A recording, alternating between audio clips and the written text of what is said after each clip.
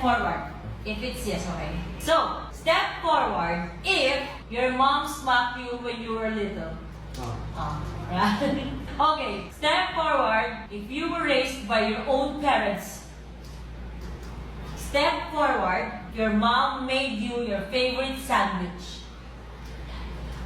Step forward if your mom and dad pick you up and drop you off to school. Step forward if your mom or dad went to your school activity. Step forward if your mom and dad hugged you when you were crying. Step forward if you get to spend Christmas with your mom and dad.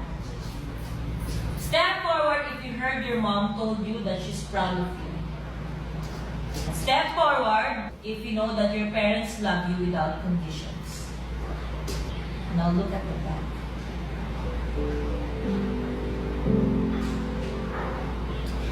Oh.